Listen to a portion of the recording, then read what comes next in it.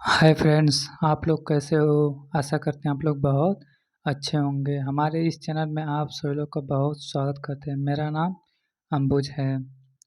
तो जैसा कि हमारा डेली का एनसीईआरटी सीरीज चल रहा है, जो कि क्लास क्लास सिक्स का चल रहा है। ये जियोग्राफी का पहला चैप्टर, जिसमें आज हम लोग पढ़ने वाले हैं सौरमंडल में पृथ्वी। सौरमंडल में पृथ्वी का हम एक वीडियो पिछले पे अपलोड कर चुके हैं। अगर आप लोगों ने नहीं देखा है तो उसे अवश्य देख लीजिए। ये फर्स्ट चैप्टर का सेकेंड पार्ट, जो कि इस वीडियो में हम आपको समझाने का प्रयास करेंगे और बताने का प्रयास। इसमें चीज़ों को आपको रटना नहीं, केवल समझते जाएंगे तो तब पर भी आप पेपर में अच्छे से अच्छे नंबर ला पाएंगे।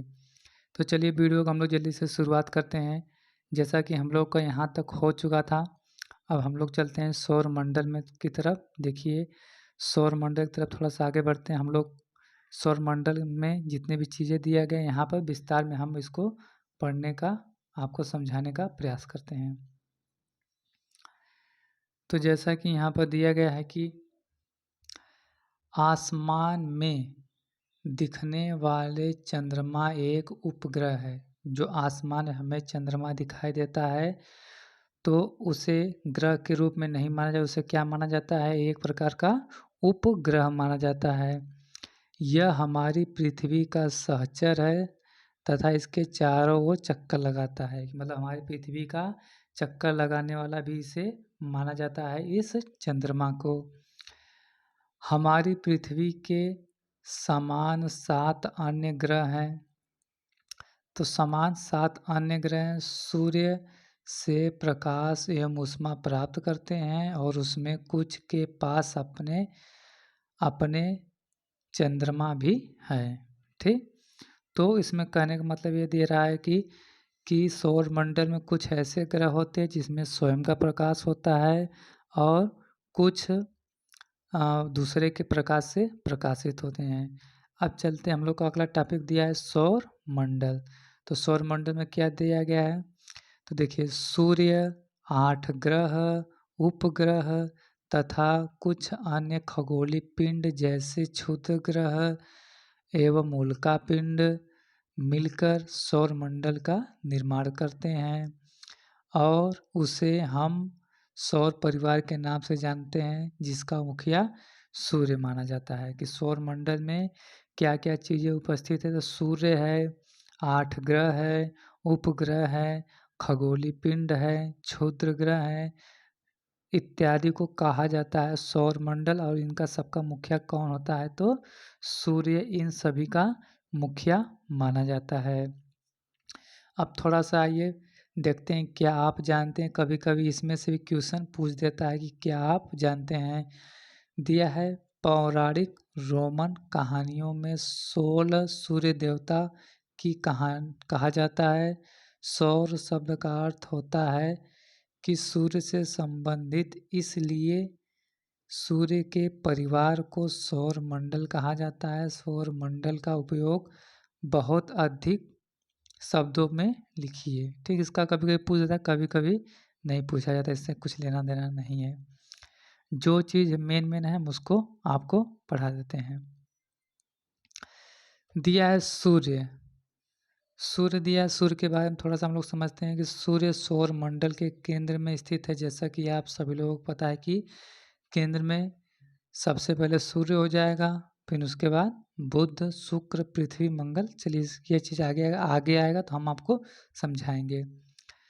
यह बहुत बड़ा ग्रह है एवं अत्यधिक गर्म गैसों का बना है। तो सूर्य बहुत ही बड़ा है और अत्यधिक गर्म गैसों का बना है। वह गैसें कौन सी हो जाएंगी? तो हाइड्रोजन एवं हीलियम गैसों का बना है। इसका खिंचाव बल इससे सौर मंडल को बांधे रखता है। सूर्य सौर मंडल के लिए प्रकाश एवं ऊष्मा का एकमात्र स्रोत है, लेकिन हम इसकी अत्यधिक तेज ऊष्मा को महसूस नहीं करते हैं। मतलब यह इतनी तेज ऊष्मा देता है कि हमें इसकी ऊष्मा को महसूस नहीं कर पाते हैं, केवल हमें गर्मी लगती है। क्योंकि सबसे नज़दीक तारा होने के बावजूद यह हमसे बहुत दूर है। सूर्य पृथ्वी से 15 करोड़ किलोमीटर दूर है। कभी-कभी पेपर में आपसे पूछ देगा सूर्य पृथ्वी से कितना करोड़ किलोमीटर दूर है, तो 15 करोड़ किलोमीटर दूर है। थोड़ा-सा आइए इधर की तरफ भी देख लेते हैं कि शब्द की उत्पत्ति में क्या कह रहा है कि ऐसे बहुत से शब्द जिनका उपयोग हम भाषा के रूप में करते हैं, अक्सर वे दूसरी भाषाओं के लिए शब्द हो सकते हैं। उदाहरण के लिए जियोग्राफी एक अंग्रेजी शब्द है, यह ग्रीक भाषा से लिया गया है। शब्द जिसका अर्थ होता है पृथ्वी का विवरण, ग्रीक शब्द से मिलकर बना है। ग्री का अर्थ होता है पृथ्वी का ग्राफिया। ठीक, तो आइए पृथ्वी के बारे में और अधिक जानें। इसमें कुछ लेना देना थोड़ा सा दिया था। चलिए अब ग्रह के बारे में थोड़ा सा हम लोग समझते हैं। अब ग्रह में क्या दिया गया है, तो ग्रह में थोड़ा सा आपको विस्तार में हम आपको बताते हैं। दिया है कि हमारे सौर मंडल में 8 ग्रह पाए जाते हैं। सबसे पहले कभी कभी 1 लाइनरों के एग्जाम में पूछ देता है कि हमारे सौर मंडल में कितने ग्रह पाए जाते हैं, तो 8 ग्रह पाए जाते हैं। दूरी के अनुसार सबसे पहले आ जाएगा Budh, Shukra, Prithvi, Mangal, Brihaspati, Shani, Uranus, Neptune. Uranus को कहा जाता है अरुण वरुण कहा जाता है। ठीक, चलिए बढ़ते हैं अगले क्वेश्चन की तरफ।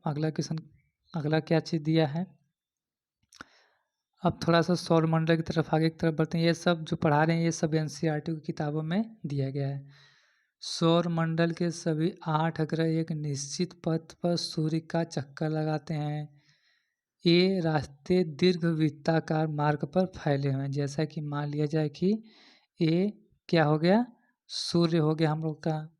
ठीक, अब सूर्य के चारों तरफ क्या हो गए, ये ग्रह क्या करते हैं, चक्कर लगाते हैं। ठीक, जैसे मान लीजिए ये सूर्य है, तो सूर्य के चारों तरफ क्या करते हैं, ये ग्रह 8 ग्रह सूर्य के चारों तरफ चक्कर लगाते हैं। किस आकार में चक्कर लगाते हैं, तो दीर्घ वृत्ताकार में चक्कर लगाते हैं। अब चलिए आगे बढ़ते हैं। फिर अगला क्या लाइन पूछ रहा है कि ये कक्षा कहलाते हैं। बुध सूर्य के सबसे नज़दीक ग्रह की अगर पूछा जाए कि सूर्य के सबसे नज़दीक ग्रह कौन सा हो जाएगा, तो बुध हो जाएगा। अपनी कक्षा में सूर्य के चारों ओर एक चक्कर लगाने में केवल 88 दिन लगते हैं। शुक्र को पृथ्वी का जुड़वा ग्रह भी माना जाता है कि जो शुक्र ग्रह है, शुक्र को पृथ्वी का जुड़वा ग्रह माना जाए, क्योंकि इसका आकार एवं आकृति लगभग पृथ्वी के समान मानी जाती है। कभी कभी पेपर में आपसे पूछेगा कि जुड़वा ग्रह किसे कहा जाता है, तो जुड़वा ग्रह शुक्र ग्रह के नाम से जाना जाता है, क्योंकि ये लगभग पृथ्वी के समान इसका आकार होता है।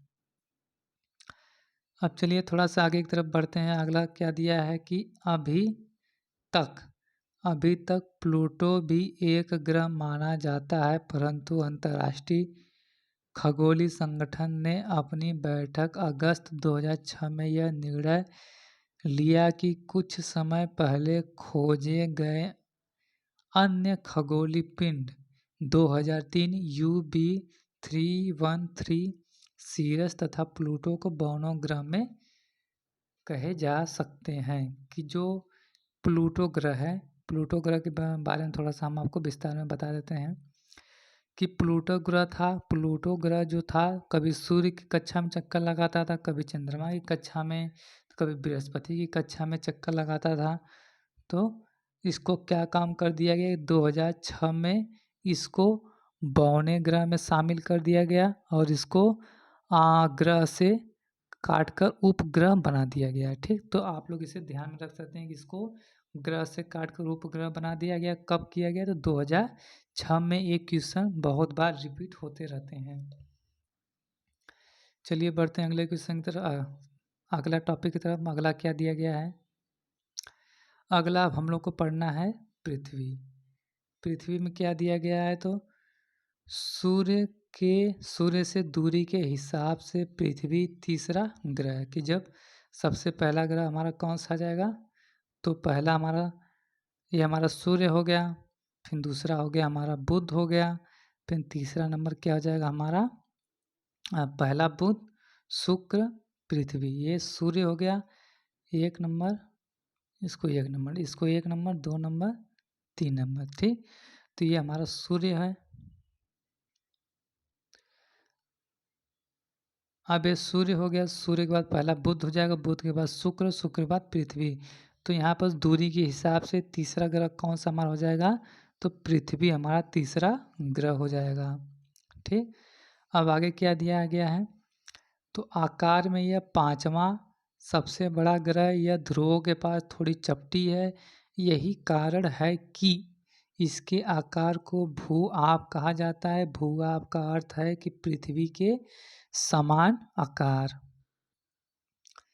अब थोड़ा सा आगे की तरफ बढ़ते हैं। जीवन के लिए अनुकूल परिस्थिति संभवतः केवल पृथ्वी पर ही पाई जाती है। मतलब जीवन जीने के लिए 8 ग्रहों में से केवल पृथ्वी ही एक ऐसा ग्रह है जिस पर ऑक्सीजन पाया जाता है और जीवन के लिए संभव माना जाता है।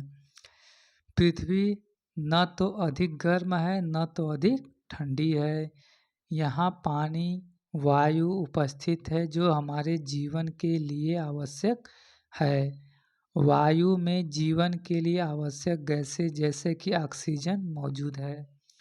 इन्हीं कारणों से पृथ्वी सौरमंडल का अद्भुत ग्रह कहा जाता है। कि पृथ्वी को अद्भुत ग्रह क्यों कहा जाता है, क्योंकि हमारी पृथ्वी पर ऑक्सीजन पाई जाती है। ऑक्सीजन कितने परसेंटेज पाई जाती है, तो 78% सिर्फ सॉरी 21% ऑक्सीजन पाई जाती है। अगर नाइट्रोजन की बात की जाए तो 78% क्या हो जाएगा, नाइट्रोजन पाई जाती है, ठीक।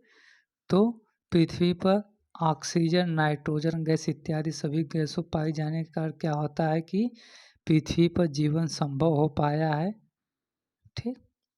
अब बढ़ते हैं थोड़ा सा आगे की तरफ। आगे की तरफ क्या दिया गया है कि अंतरिक्ष से देखने पर पृथ्वी नीला रंग का दिखाई देता है क्योंकि इसके 2/3 सतह पर पानी से ढकी, इसलिए नीला ग्रह भी कहा जाता है। कि अगर पृथ्वी को आप चंद्रमा से देखेंगे तो कैसा दिखाई देगा, नीले रंग का दिखाई देगा, क्योंकि पृथ्वी पर 2/3 पानी है, कि 2/3 इतना पानी है, इसलिए नीले रंग का दिखाई देता है।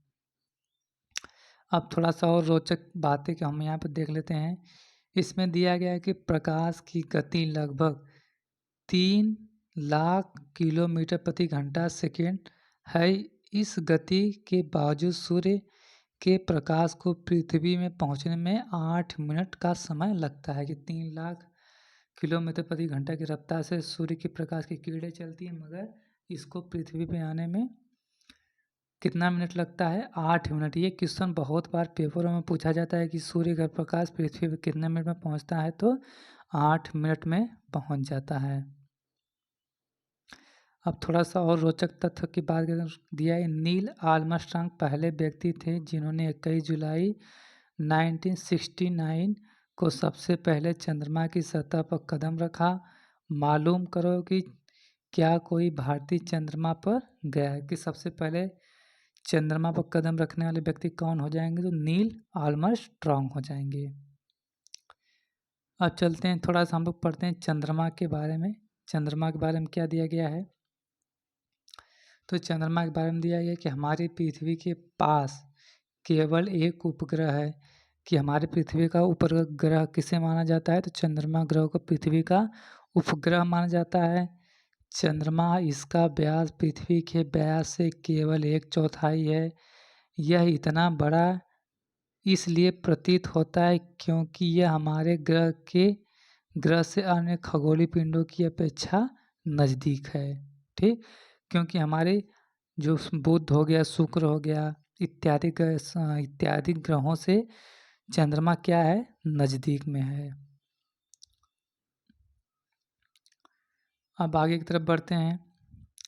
यह हमसे लगभग 3 लाख 84,400 किलोमीटर दूर पर है। अब आप पृथ्वी, सूर्य एवं चंद्रमा की दूरियों को तुलना कर सकते हैं।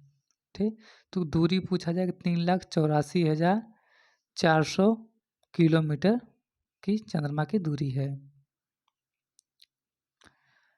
अब चंद्रमा के बारे में थोड़ा सा और सब विस्तार के बारे में पढ़ते हैं कि चंद्रमा पृथ्वी का एक चक्कर लगाने में 27 दिन में पूरा करता है। ये क्वेश्चन पूछा जाता है कि चंद्रमा पृथ्वी का कितने दिन में चक्कर लगाता है, तो 27 दिन में एक चक्कर लगा देता है। लगभग इतने ही समय में यह अपने अक्ष पर एक चक्कर को पूरा करता है। इसके परिणाम स्वरूप पृथ्वी से हमें चंद्रमा का केवल एक भाग दिखाई देता है। पृथ्वी से चंद्रमा का हमें केवल कितना भाग दिखाई देता है? केवल एक ही भाग दिखाई देता है। ठीक, अब आगे क्या दिया गया है, तो चंद्रमा की सतह चंद्रमा की पारिस्थितिक जीवन के लिए अनुकूल नहीं है, क्योंकि इसकी सतह पर पर्वत, मैदान एवं गड्ढे जो चंद्रमा की सतह पर छाया बनाते हैं, जो पूर्णिमा के दिन चंद्रमा पर इसकी छाया देखा जा सकता है। कि जैसे कि मान लिया जाए कि ये चंद्रमा है।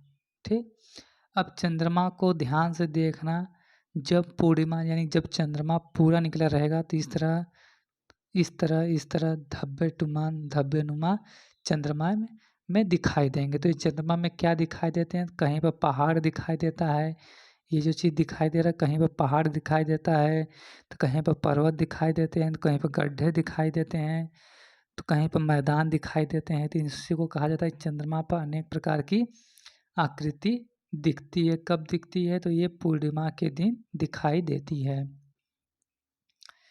अब चलते हैं अगला टॉपिक तरफ। अगला टॉपिक क्या दिया गया है? क्षुद्र ग्रह। क्षुद्र ग्रह के बारे में थोड़ा सा समझते हैं, फिर उल्का पिंड की ओर चलते हैं। क्षुद्र ग्रह दिया है तारों, ग्रहों एवं उपग्रहों के अतिरिक्त असंख्य छोटे पिंड सूर्य के चारों ओर चक्कर लगाते हैं। इन पिंडों को क्षुद्र ग्रह कहा जाता है। कि जैसे कि मान लिया जाए कि ये क्या हो गया, हमारा सूर्य हो गया। अब ये छोटे छोटे क्या दिखाई दे रहे हैं? तो छोटे छोटे हमारे दिखाई देते हैं क्षुद्र ग्रह दिखाई देते हैं। अब क्षुद्र ग्रह भी अन्य ग्रहों की तरह क्या काम करते हैं कि सूर्य का चक्कर लगाते हैं, मतलब गोल गोल क्या काम करते हैं? घूमते हैं, चारों तरफ गोल गोल घूमते हैं। तो उसे क्या कहते हैं? क्षुद्र ग्रह कहा जाता है। अब क्षुद्र ग्रह के बारे में थोड़ा सा और आगे पढ़ते हैं। ये मंगल एवं बृहस्पति कक्षाओं में पाए जाते हैं। वैज्ञानिकों के अनुसार क्षुद्र ग्रह के ही भाग होते हैं जो बहुत वर्ष पहले विस्फोट के कारण टूटकर अलग हो गए थे। मतलब वैज्ञानिकों का कहना है कि जैसे कि मान लिया जाए कि कोई एक ग्रह है, जैसे कि मान लीजिए ये बृहस्पति ग्रह है। अब बृहस्पति ग्रह में कोई विस्फोट हुआ, अब ये छोटे छोटे कण इसके टूट कर क्या हो गए? आसमान में तैरने लगे। ठीक, तैर कर क्या काम करते हैं? इसी सूर्य का चक्कर लगाने लगे। तो इसको कहा जाता है क्षुद्र ग्रह कहा जाता है। ठीक, अब चलते हैं उल्का पिंड की तरफ। उल्का पिंड हमारा बस अंतिम टॉपिक है, इसके बाद हमारा टॉपिक ये समाप्त हो जाएगा। अब उल्का पिंड के बारे में क्या दिया गया है, तो उल्का पिंड को थोड़ा सा इसको जूम कर लेते हैं, तब थोड़ा सा आपको अच्छे से समझ में आएगा। अब उल्का पिंड के बारे में दिया है कि सूर्य के चारों ओर चक्कर लगाने वाले पत्थर के छोटे छोटे टुकड़े को उल्का पिंड कहते हैं। जैसा कि अभी समझाएंगे, छोटे छोटे टुकड़े को उल्का पिंड कहा जाता है। कभी कभी ये उल्का पिंड पृथ्वी के इतने नज़दीक आ जाते हैं कि इनकी प्रवृत्ति पृथ्वी पर गिरने की होती है। इस प्रक्रिया के दौरान वायु के साथ घर्षण होने के कारण ये गर्म होकर जल जाते हैं। कभी कभी आप देखना कि शाम होती है या जब रात होती है तो कभी कभी अचानक टूटता हुआ तारा दिखाई देता है। तो टूटता हुआ तारा नहीं होता है, किसी बड़े ग्रह या बड़े पिंड से चिंगारी निकलती हुई चली जाती है, आसमान की तरफ गिरते जाती है और एक समय के बाद क्या आती है, वो चिंगारी समाप्त हो जाती है। उसको कहा जाता है उल्कापिंड कहा जाता है। परिणाम स्वरूप फल चमकदार प्रकाश उत्पन्न होता है। कभी कभी कोई उल्कापिंड पूरी तरह जलने के बिना पृथ्वी पर गिरती है, जिससे धरातल पर गड्ढे हो जाते या बन जाते हैं। ठीक, जैसे कि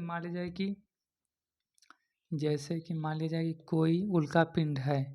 अब कोई उल्कापिंड गोल से है।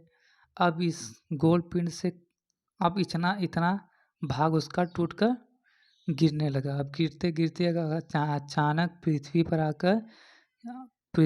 आकर गिर जाता है तो क्या होता है, पृथ्वी पर बहुत बड़े बड़े गड्ढे बन जाते हैं। ठीक, तो पृथ्वी पे क्या बन जाते हैं, तो बड़े बड़े गड्ढे बन जाते हैं। जैसे कि महाराष्ट्र में एक पत्थर, बहुत बड़ा पत्थर गिरा था। चलिए बढ़ते हैं अगले की तरफ, आगे की तरफ। आगे क्या दिया है, क्या आपने तारों वाले खुले आकाश में एक ओर दूसरी ओर की तरफ फैली चौड़ी पट्टी की तरह एक आकाश चमकदार रास्ते को देखा है? यह लाखों तारों का समूह है। यह पट्टी आकाशगंगा में मिल्की वे है। हमारा सौर मंडल इस आकाशगंगा का एक भाग है। मतलब इतना बड़ा सौर मंडल का हमारी पृथ्वी क्या है, एक छोटा सा भाग है। प्राचीन भारत में इसकी कल्पना आकाश में प्रकाश की एक बहती नदी से की गई है। कि प्राचीन भारत में इसकी कल्पना किससे की गई है, तो बहती हुई नदी से की गई है। इस प्रकार इसका नाम आकाशगंगा पड़ा। आकाशगंगा करोड़ों तारों, लाखों बादलों, गैसों की प्रणाली है। मतलब आकाशगंगा क्या है, तो आकाशगंगा बादलों का समूह है, लाखों करोड़ों तारों का समूह है। ठीक, इस प्रकार की लाखों, बस यहीं पर हमारा टॉपिक समाप्त हो जाएगा। आकाशगंगाएं मिलकर ब्रह्मांड का निर्माण करती हैं। ब्रह्मांड की विशालता की कल्पना करना अत्यधिक कठिन है। वैज्ञानिकों ने अभी भी इसके बारे में अधिक से अधिक जानकारी एकत्र करने में जुटे हैं कि इसके आकार के संबंध में हमें कोई जानकारी नहीं है, लेकिन फिर भी हम जानते हैं कि हम भी इसी ब्रह्मांड का हिस्सा हैं। कि ब्रह्मांड का हिस्सा हमारी पृथ्वी भी मानी जाती है। अभी तक इसकी पूरी जानकारी पता करने की वैज्ञानिकों ने बहुत सी जानकारी खोज ली है और बहुत सी जानकारी बची हुई है। तो इसी के साथ ये टॉपिक हमारा समाप्त होता है सौर मंडल का। और इसके बाद नेक्स्ट टॉपिक हमारा आएगा सौर मंडल का दूसरा पार्ट। तो ये क्लास 6 जियोग्राफी का पार्ट था। आज के लिए बस इतना ही। अगर हमारी वीडियो आप सभी लोग पसंद आए तो चैनल को सब्सक्राइब कर लीजिए, बेल आइकन घंटी को अवश्य दबा दीजिए। मिलते हैं हम लोग नेक्स्ट वीडियो में। आज के लिए बस इतना ही। थैंक यू, धन्यवाद।